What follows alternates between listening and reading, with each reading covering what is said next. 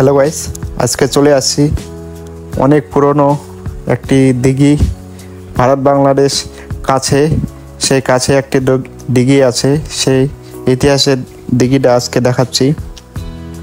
আজকে আমি যে দিঘিটা আপনাকে দেখাইতে আসছি আমাদের গ্রামের দিঘি বলে, আপনারা পুকুর বলতে পারেন অথবা নদী বলতে পারেন। সম্পূর্ণ এটা ঐতিহাসিক, এটি একটা মাজারের এখানে দিঘি, এখানে মেলাও হয়। এখানে বর্ডার কাছে দেখতে পাচ্ছেন, এই তার ঘেরা এটা দেখতে পাচ্ছেন, এখানে বর্ডার এখান থেকে দেখা যাচ্ছে।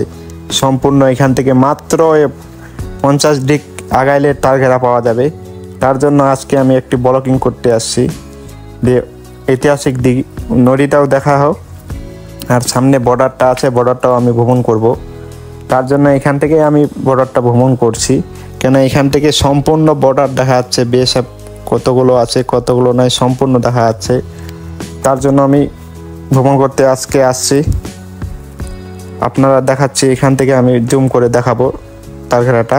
ওই দেখতে পাচ্ছেন সম্পূর্ণ তারঘেরাগুলো দেখা যাচ্ছে, দেখতে পাচ্ছেন গাইস, ওটা সম্পূর্ণ তারঘেরা। আপনাকে আমি দেখাচ্ছি, এটা হচ্ছে তারঘেরার সাইডে চা বাগানগুলো আছে।